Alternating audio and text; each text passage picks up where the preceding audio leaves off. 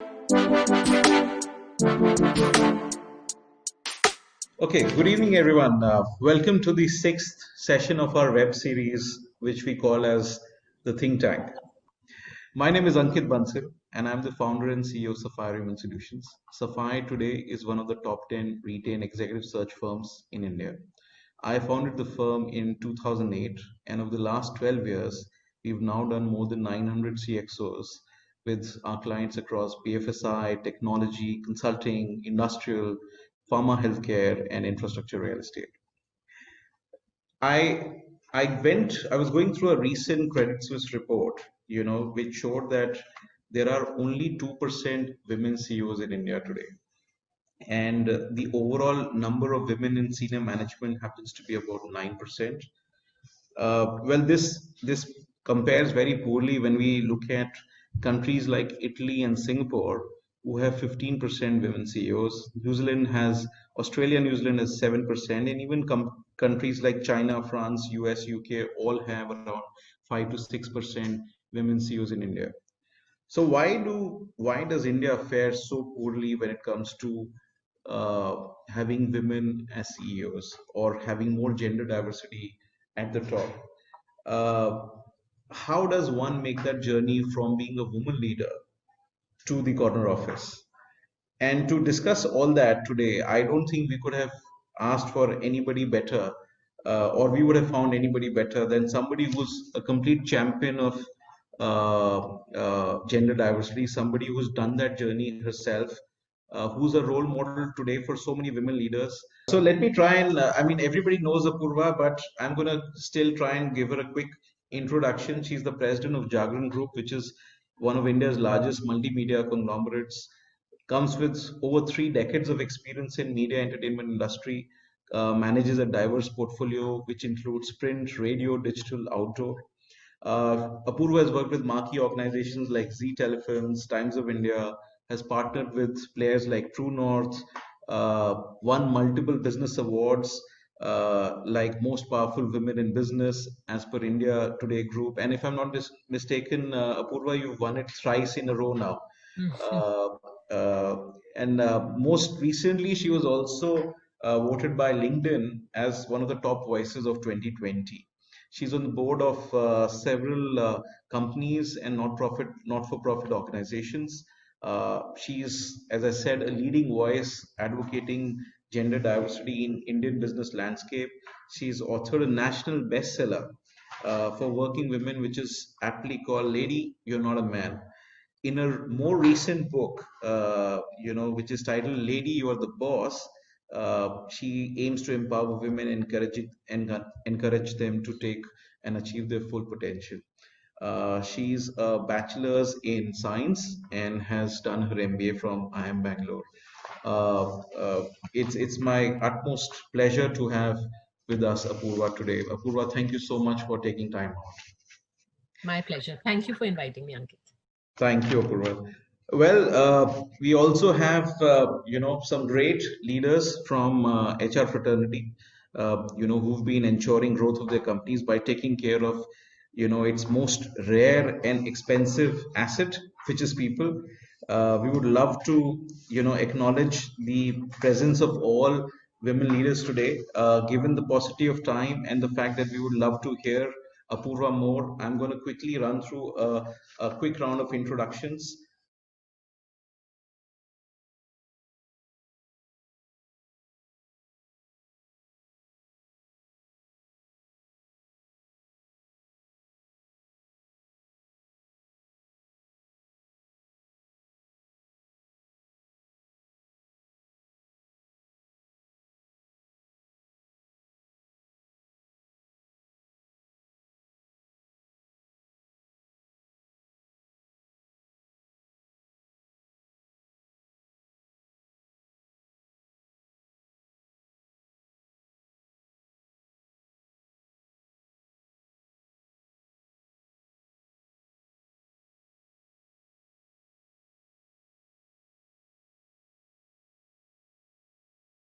If everybody is fine, Apurva, we'd like to jump straight in.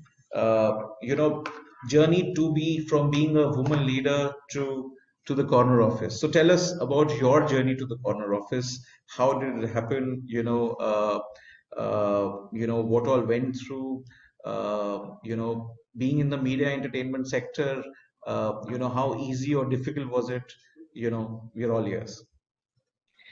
Uh, it's lovely to meet all these great ladies, and I was looking at the profiles, and we keep on saying that there are not many women leaders and there's just 2% women CEOs, but I think we have to sort of expand this whole definition of women leaders, and therein I'm seeing each one of the ladies that you introduced, Ankit, as a woman leader in her own right, as a powerful woman who can make change.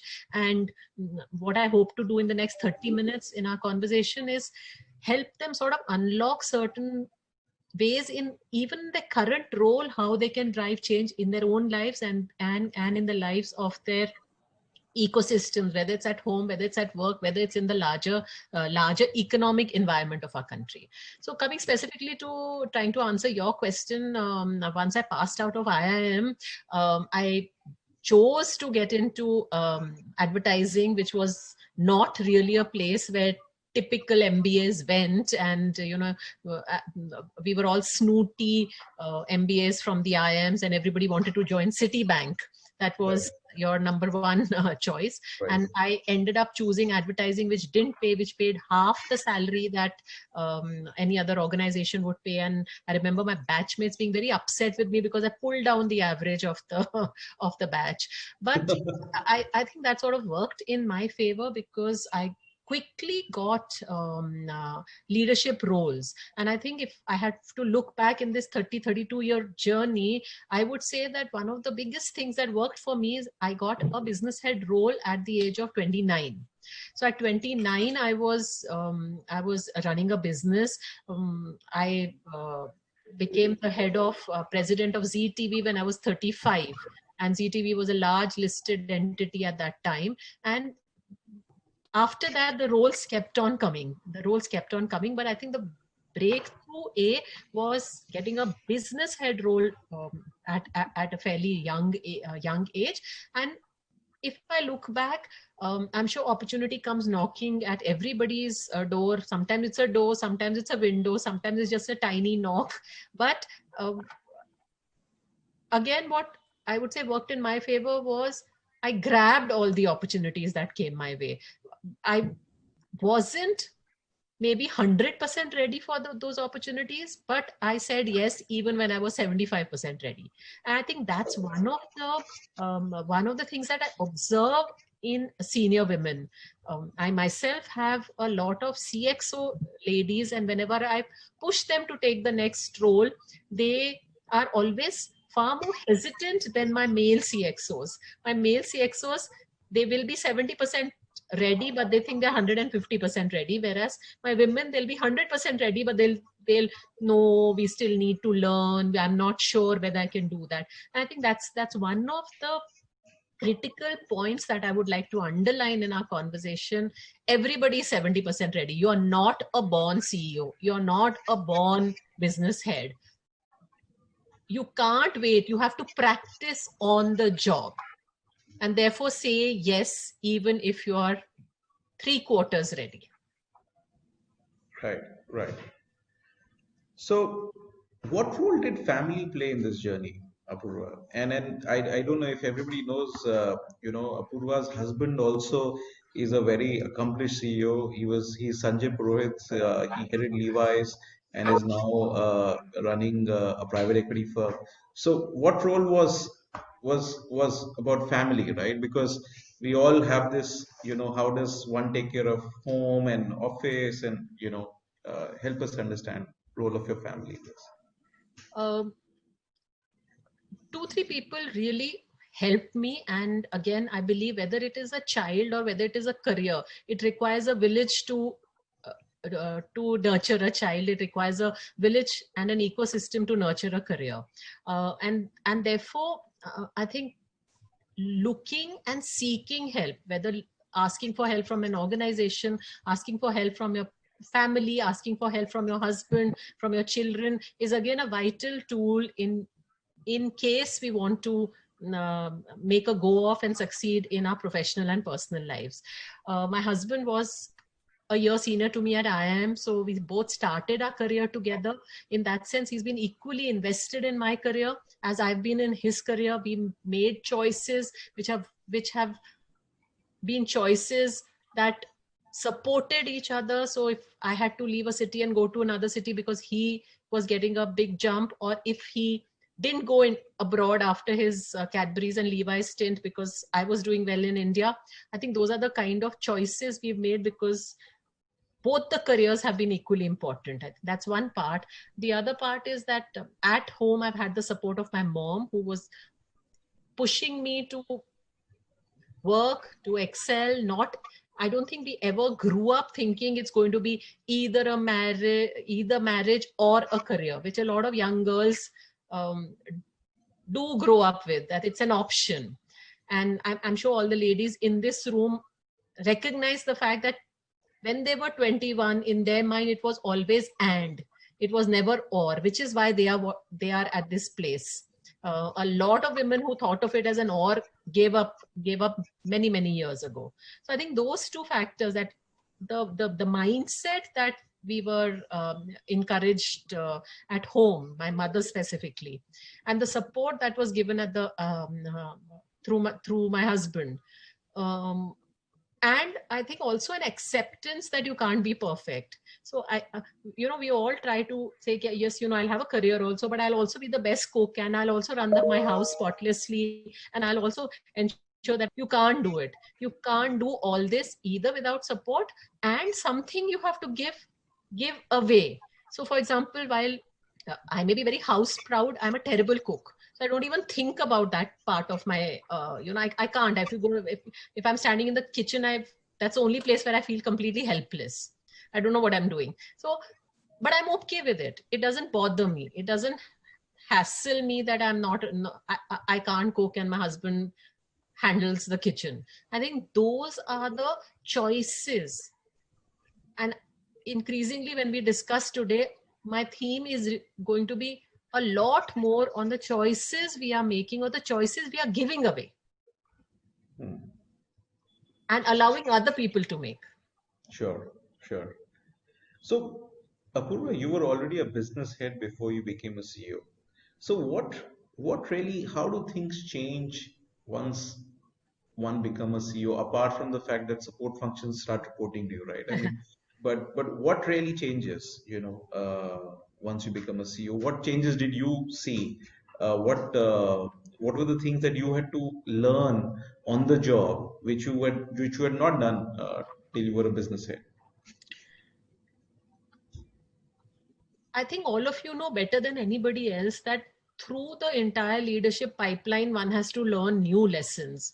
And a lot, while we know this on a theoretical level, I find that a lot of people, once they move from being a manager to a senior manager, that's the only growth they show. After that, they behave now I'm a team leader. So whether I'm leading a function, whether I'm leading a business, whether I'm leading a group of COOs as CEO, or whether I'm a group CEO, I behave the same. But I think every transition of leadership requires new skills. So yes, business head, as I said, I was fortunate enough to be a business head because I think one of the critical understandings a CEO needs to have is that of a P&L.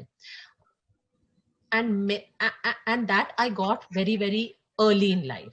So having got that P&L learning, the transition from business head to CEO was really about perspective.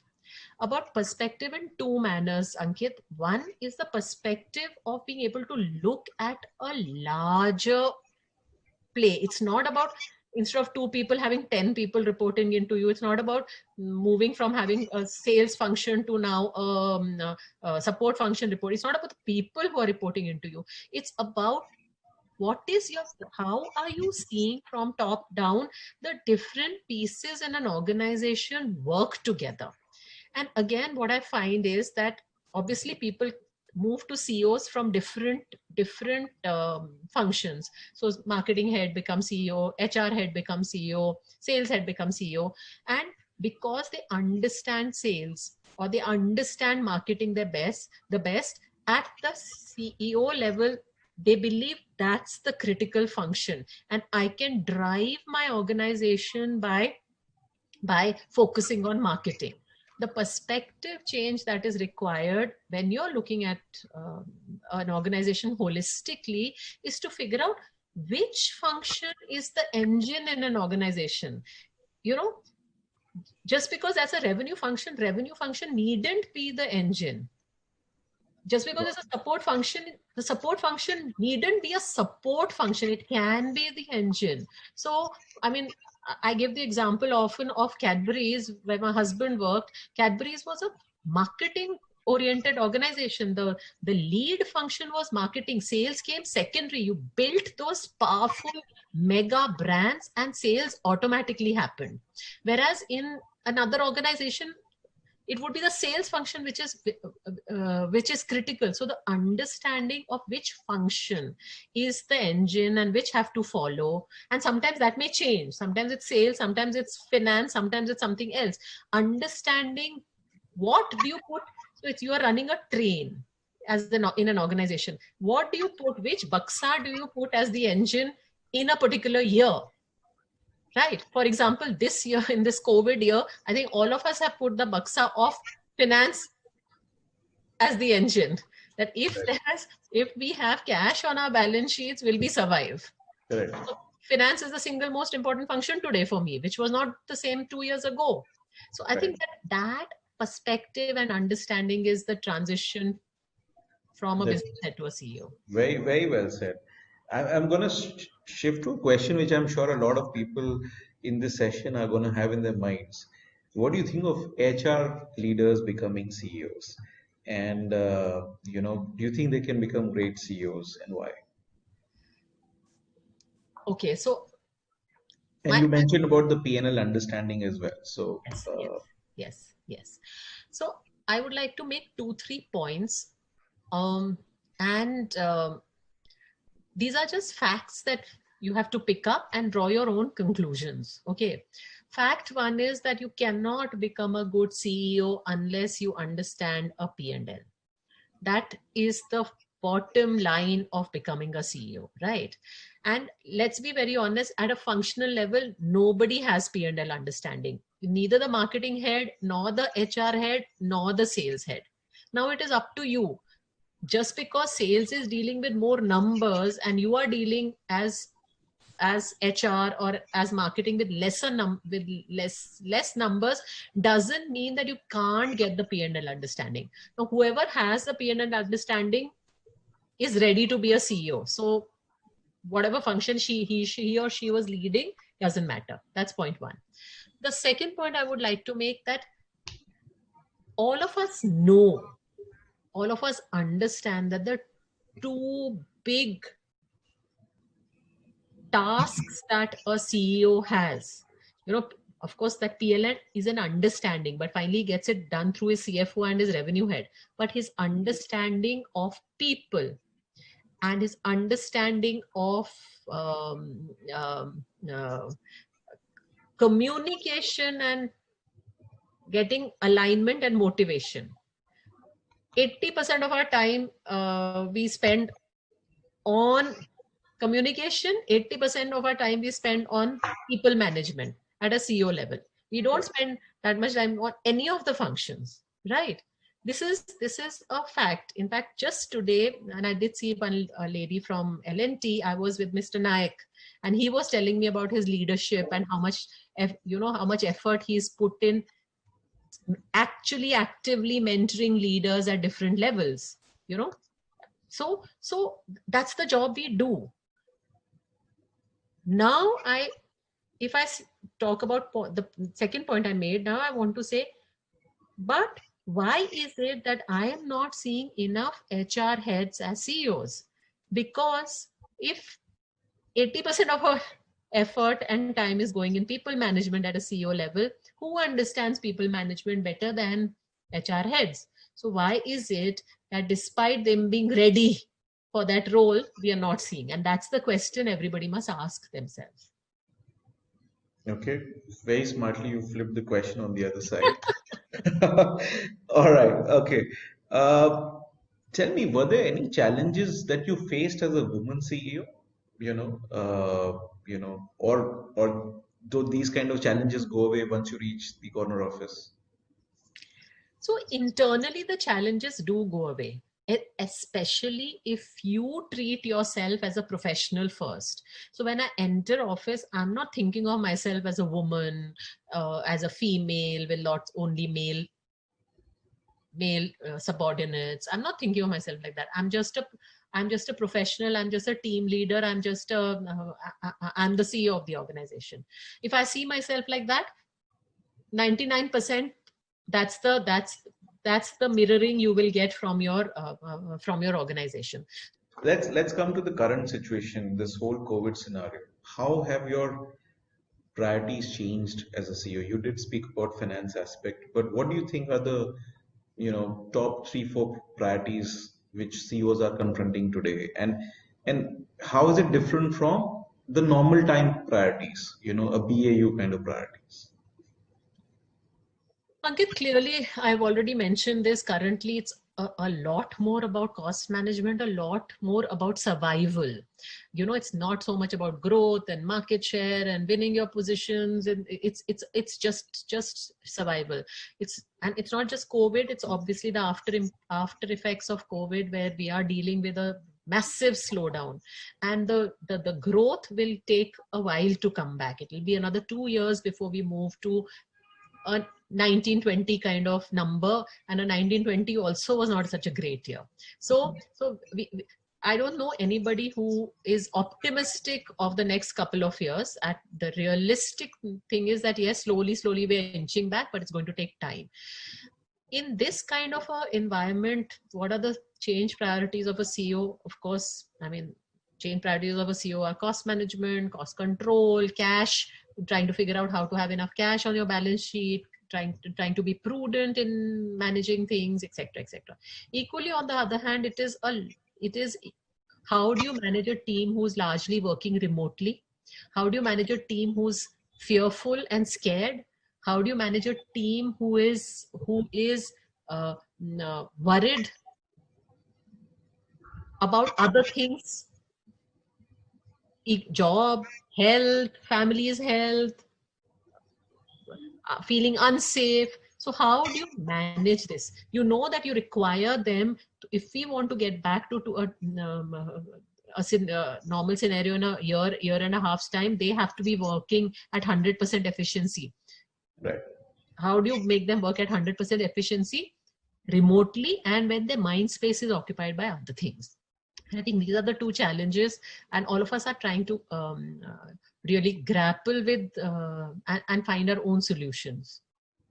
And when you are in a normal scenario, what do you think are your top priorities as CEO? Which do they change year on year, or you've seen them being common, constant? No, of course they change.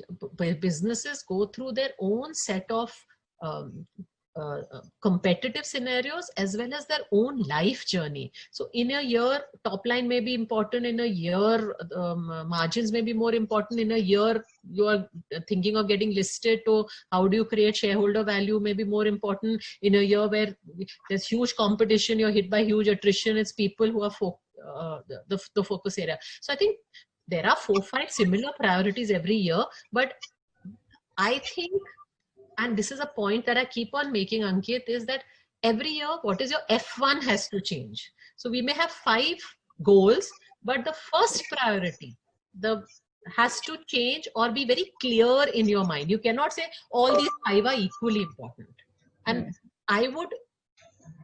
to answer your question, I would urge everybody, whether it is in your life, whether it is in your corporate journey, whether it is in your as a CEO, CXO, you define your 5 priorities in a year, but out of those 5 things, you decide what is your F1 for that particular year, because that is the make and break for success. Got it. In fact, I was gonna ask you that you partly answered, but is there a playbook one can have, or that you feel one can subscribe to grow from a senior management leader to a CEO?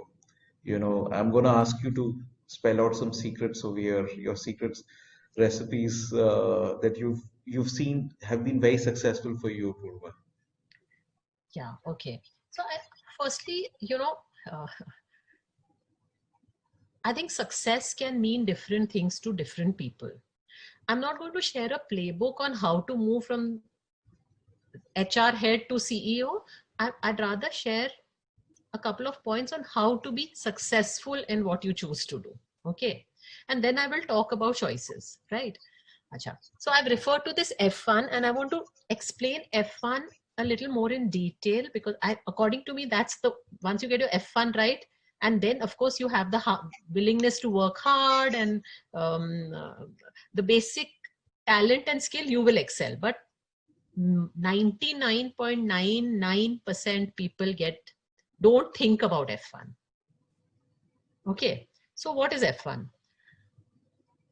I want to tell you a small story. So when I was in college, we all were told that, you have to also be physically active. It's not about just studying, etc., etc. Healthy mind and healthy bodies is what our college used to believe in. And they encouraged, I use that word nicely, they forced us to play some game or the other. So I remember me and my friend going and trying out to participate. So if someone wanted to get into the cricket team, hockey team, this. So me and my friend went to try out for the hockey team of our college. She was all, everybody wanted to be center forward because that's a very sexy position. You score the goals, everybody clicks your photographs because you are the champion, you are the one who wins matches, right? So there were some 10 women trying out to be the center forward, and she also said, no, I want to be center forward, and she didn't get selected. Okay, I was very clear that my F1 is to be in the team, and if there are 10 center forwards, I have 1/10 a chance. Whereas as far as the goalkeeper was concerned, nobody was trying out for that slot. Okay, because goalkeepers, you get beaten up, and if you lose, it's because of you get whacked everywhere with the ball and the hockey stick. So I tried for the whole goalkeeper. I got selected. I ended up playing not only for my college, I ended up playing for my university, for my city. So I was part of the Chennai team. I was part of my university team. I was part of Tamil Nadu. I went and played at the nationals. Wow. Okay. And she never even made it to the college team. Now, if you ask her what is your F1, and if she had told me my F1 was to be center forward, and if you didn't get selected, that's okay. But I'm sure if I ask her what her F1 is, her F1 was also to be part of the team. So you see, you're not clear in your mind. What are you doing? Center forward just because it's sexy? Citibank just because you're getting, is that your F1? And so it happens in life. You have every time whether it's an organization, whether it is whom you want to marry. So what is your F1 in? So I want a guy who's handsome and rich and successful and great singer and has been part of his cricket team and also a great cook. But out of this, what is your F1, which is the single most important thing, then the others become negotiable. Similarly, I find a lot of women who, I want to work, but I have a small baby, but I also want to stay in my own house, which is in Malad, but it takes me 3 hours to come to work. And therefore, I'm leaving my job because I'm spending so much time away from home. But what is your F1? Your F1 is to work and devote as much time to your kid. Where is staying in your own house coming in this priority? So put that house on rent and take another house on rent next to the office. But Correct. people don't think like that. They're not clear. And therefore, I think in life, in choices we make, in organizations, you get that F1 right. And that F1 has to be your F1. It cannot be what your mother told you or what your neighbors are telling you or what your husband is telling you or what you sort of have seen. Achha, success means CEO. So I will be a CEO. That may be somebody else's success. That may be somebody else. Is the definition of success for you being a CEO?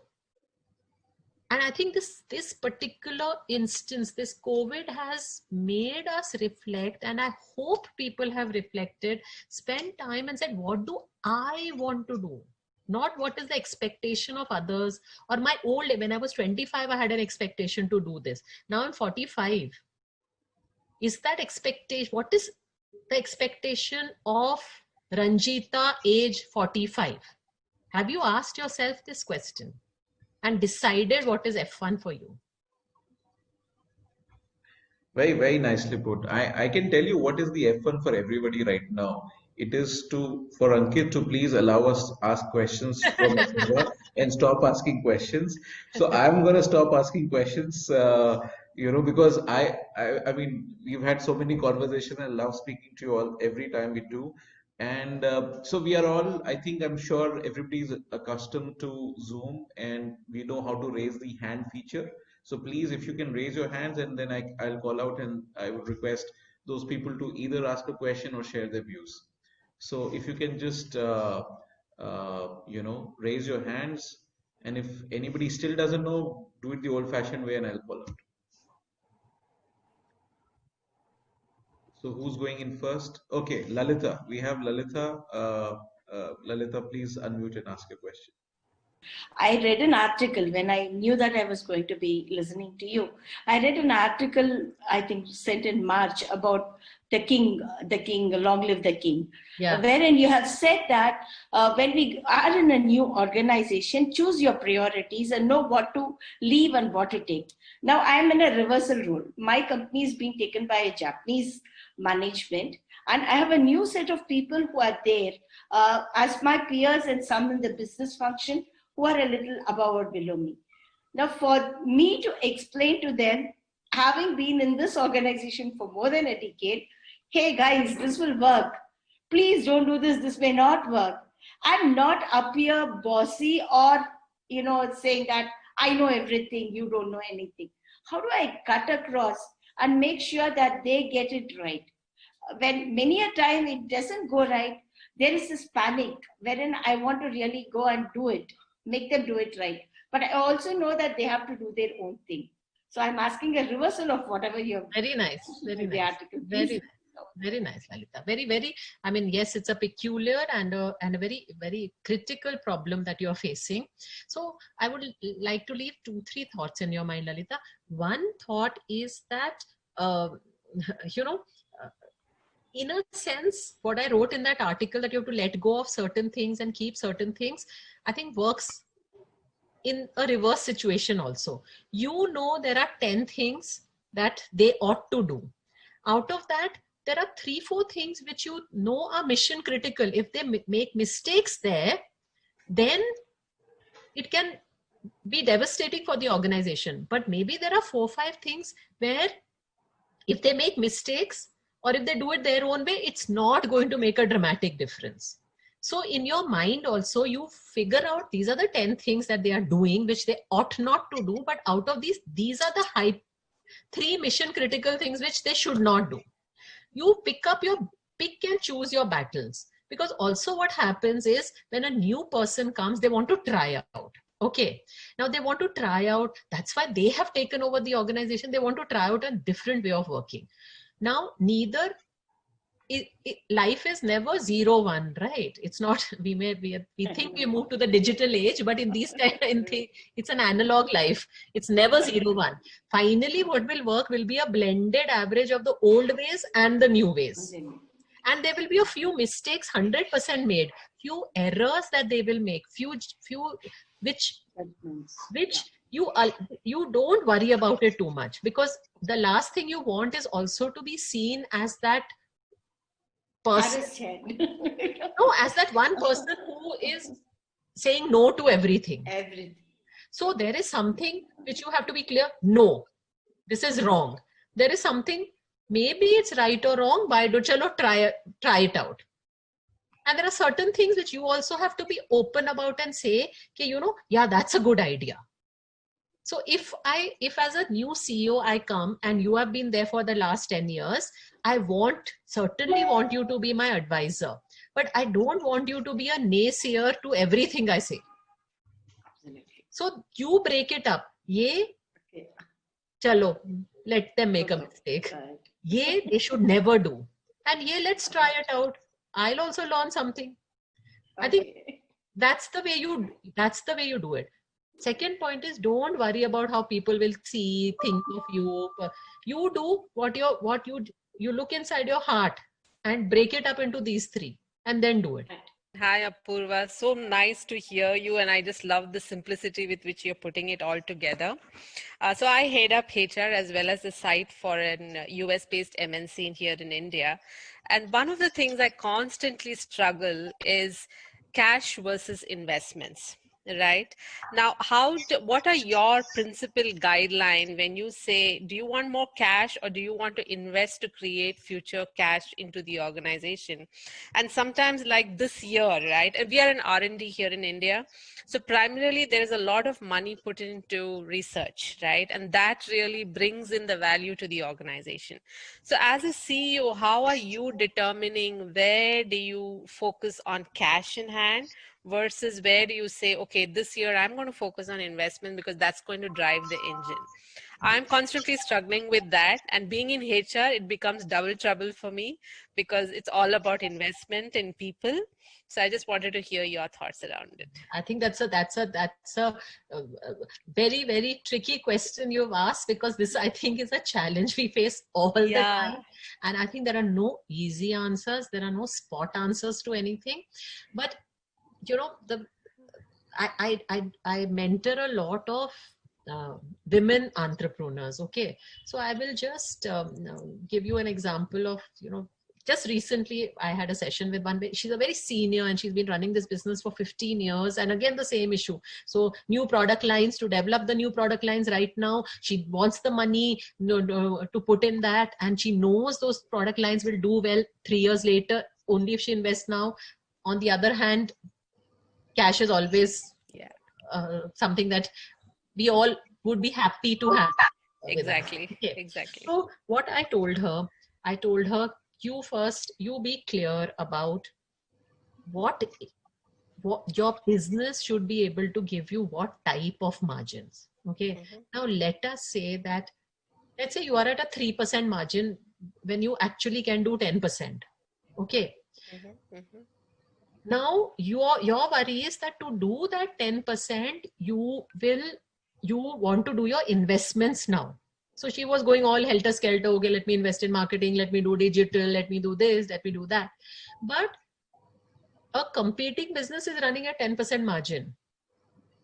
It is not necessary. Sometimes the obvious questions are not the right questions. That, okay, let me grow top line, margin will automatically come. Let me do investment in product, or it will automatically come. I think you can relook at your cost structures and